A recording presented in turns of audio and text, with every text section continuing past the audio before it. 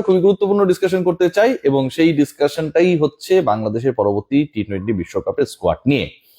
যেই দলটা 15 সদস্যের হবে বলে আমরা মনে করতেই পারি, কারণ বিশ্বকাপ স্কোয়াড গুলো আসলে 15 মেম্বার স্কোয়াড হয়, এবং সেই 15 জন সদস্য কারা হতে যাচ্ছেন বাংলাদেশ দলে সেটা মোটামুটি ড্রাফটেড, খসড়া সেই 15 জনের নাম রেডি হয়ে গেছে।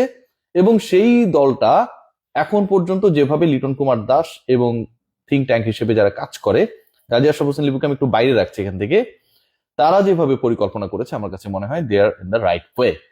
গাজী আশরাফ হোসেন লিপু ভার্সেস লিটন কুমার দাস। লিপু ভাইয়ের কথা বলছি যেহেতু লিপু ভাইকে শ্রদ্ধা জানিয়ে সালাম দিতে চাই। লিপু ভাই, আসসালামু আলাইকুম। তো লিপু ভাই লিটন কুমার দাসের সাথে মাহিদুল ইসলাম অঙ্কনকে নিয়ে একটা মোটামুটি, এটাকে যদি একটু দূরে রাখি, শামীম হোসেন পাটোয়ারিকে নিয়ে মোটামুটি একটা বিবাদে জড়ানোর চেষ্টা করেছিলেন।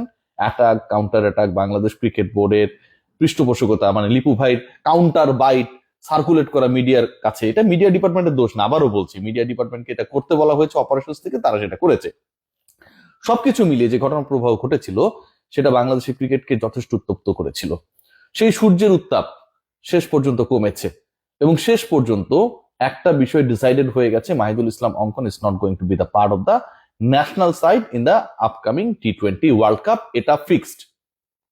কারা সেই দলের অংশ? সাব্বির রহমান ট্যাগলাইনে আপনারা দেখছেন, তিনি কি বিশ্বকাপে বাংলাদেশ দলের মিডল অর্ডারে খেলতে যাচ্ছেন?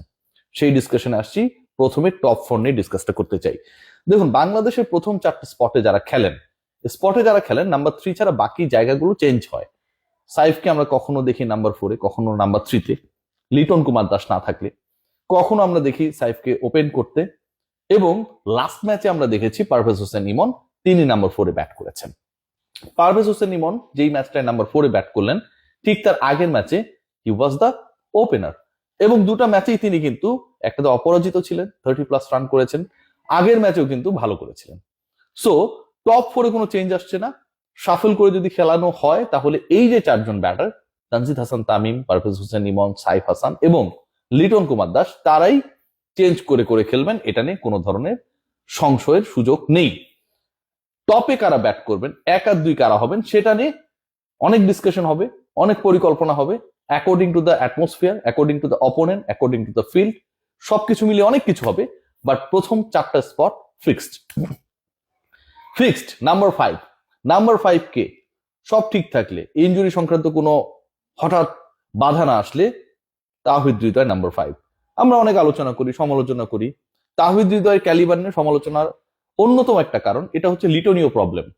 লিটন কুমার দাসের যে প্রবলেমটা, মানে লিটন কুমার দাস কত বড় ক্রিকেটার, কত বড় মাপের ক্রিকেটার। আবারও বলছি, লিটন খারাপ খেললে বা উল্টা পাল্টা শট খেলে আউট হলে আমি ধুয়ে দিব তারে, এখনই বলে রাখতেছি। সেই জিনিসটা, সেই বিশ্বাসটা তার মধ্যে আমার কাছে মনে হয় যে তুলনামূলকভাবে কম। লিটন কুমার দাস অন্যরকম একজন ক্রিকেটার, অনেক ক্ষেত্রে এত বাজেভাবে এক্সিকিউট করে, মনে হয় যে তিনি বিশ্বাস করেন না যে তিনি কোথায়। ওয়ার্ল্ড একজন টপ ক্রিকেটার লিটন কুমার দাস, এখনো হবার সুযোগ রয়েছেন, বাট আরো আগে আরো ডমিনেটিং হতে পারতেন শুধুমাত্র বিশ্বাসের অভাবের কারণে। সো লিটন কুমার দাসের সমস্যাটা তাওহিদ হৃদয়ের মধ্যে। ভালো ক্রিকেটার, সব দিকে শট খেলতে পারেন, কারো মতো রেডিমেড প্রোডাক্ট না। বাংলাদেশের হয়ে আপনারা খেয়াল করে দেখবেন যে তাওহিদ হৃদয় কিন্তু গত কয়েকটা সিরিজে ফর্মে ফেরার চেষ্টা করেছেন, যেই ফর্মহীনতা তার ছিল। শ্রীলঙ্কার এগেনস্টে সেই নকটা যথেষ্ট ভালো ছিল, বাংলাদেশকে জিতিয়েছিলেন। সো তাওহিদ হৃদয় নাম্বার 5, এটা নিয়ে কোনো ডাউট নেই। এবং প্রত্যেকটা বিপিএল এ তাওহিদ হৃদয় ছন্দে থাকেন। 92 লাখ টাকায় রংপুর রাইডার্সে তিনি গেছেন। সবশেষ 3 আসরে তিনি 3টা দলের হয়ে খেলেছেন, এবং প্রত্যেকটা দলের হয়ে তাওহিদ হৃদয় যখনই খেলতে নেমেছেন, সেটা হতে পারে বরিশাল, সেটা হতে পারে কুমিল্লা, সেটা হতে পারে Sylhet, he did his best.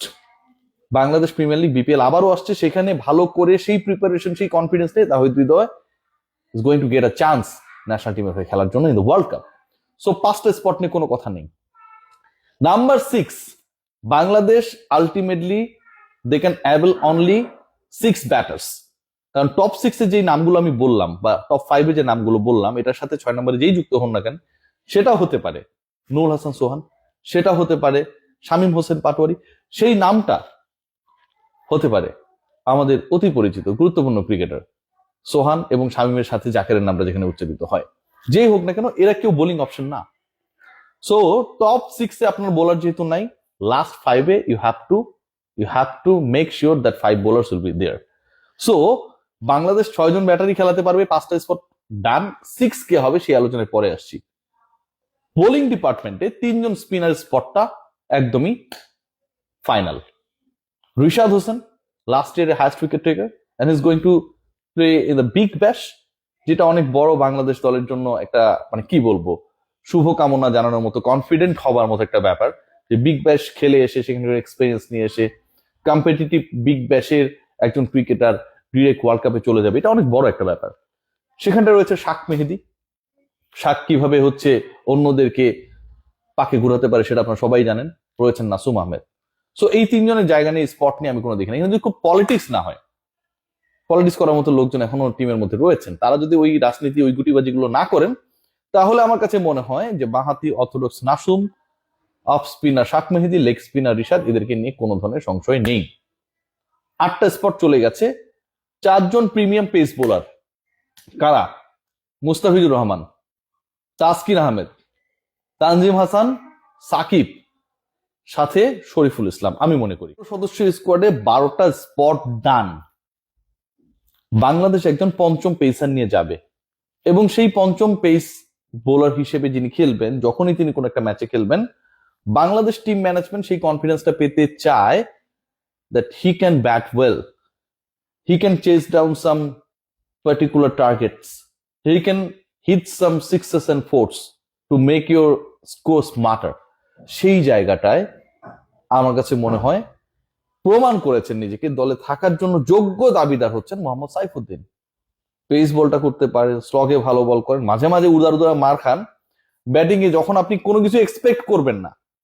খেয়াল করে দেখুন আইরিশদের বিপক্ষে সেকেন্ড ম্যাচে দে ওয়ার আন্ডার ট্রাবল, রুল হাসান সোহানা যখন আউট হয়ে উইকেট বেড়ে চলে এলেন, Saifuddin ultimately he made it sure that Bangladesh will be the winner. So Mohammad Saifuddin যদি খেলেন, একজন বোলার একজন ব্যাটার, আপনি দুটাই পেয়ে যাচ্ছেন। Spot number 13 is done.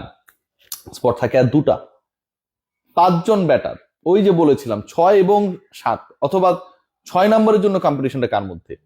Sabbir Rahman Rumman, তিনি কি বাংলাদেশ দলে ব্যাটিং ডিপার্টমেন্টে তাওহিদ হৃদয়ের মিডল অর্ডারের বিকল্প হতে যাচ্ছেন? সাব্বিরের ব্যাপারটা পুরোটা depends on his performance in the upcoming BPL for Dhaka. ঢাকার হয়ে সাব্বির যে খেলবেন, অ্যাটলিস্ট 10টা ম্যাচ খেলার সুযোগ রয়েছে সাব্বিরের। সেই 10 ম্যাচে যদি সাব্বির এক্সট্রাঅর্ডিনারি কিছু করে ফেলেন, সেই অ্যাবিলিটি তার রয়েছে, আমারও সেই আত্মবিশ্বাস রয়েছে, Sabbir Rahman will be chosen as the substitute of number 5, no doubt about that. কারণ নাম্বার 5-এ আপনি যখন তাওহিদ হৃদয়কে প্ল্যান করছেন, কোনো কারণে হৃদয় আউট অফ ফর্ম হলো অথবা কোনো কারণে হৃদয় ইনজোর্ড হলো, আপনি কাকে খেলাবেন? আপনার রিপ্লেসমেন্ট কে? You have no replacement. Mahidul Ankon না। সো সাব্বির রহমানের জন্য is a golden opportunity waiting right now. যদি তিনি পারফর্ম করতে পারেন, আপকামিং বিপিএল এক্সট্রাঅর্ডিনারি কিছু করতে পারেন, 10টা ম্যাচ অ্যাটলিস্ট 8টায় 7টায় নামার সুযোগ পাবেন, 2টা 50, 1টা সেঞ্চুরি, সাব্বিরের জন্য ব্যাপার না। সাব্বির বিশ্বকাপ স্কোয়াডে চলে যাবে ভাই, no doubt about that, trust me. Option কে? 13টা স্পট হয়ে গেছে।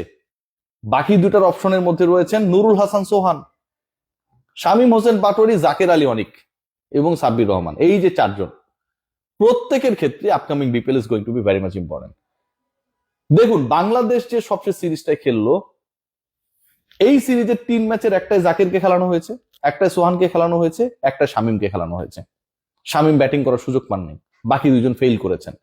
সো বাংলাদেশের নাম্বার 14 এবং 15-তে কারা খেলবে, যদি এখানে বিশেষ একজন কোচ বিশেষ বদান্যতায় কাউকে জোর করে সুযোগ করে না দিয়ে থাকেন, তাহলে এটা টোটালি ডিপেন্ড করবে আপকামিং বিপিএল এদের পারফরমেন্স কেমন।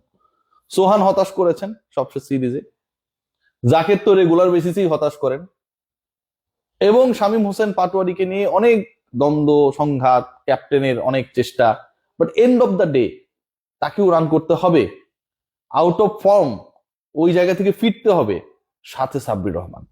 এই চাপ থেকে 2জনকে বাংলাদেশ টিম ম্যানেজমেন্ট ডিসাইড করবে কারা হবে 14 এবং 15তম স্পটের দাবিদার। Let's see what happen. কেউই সার্টেন না, according to the performance. And according to the performance of upcoming BPL, এই চারের মধ্য থেকে দুজন জায়গা করে নেবে for sure in the upcoming world cup.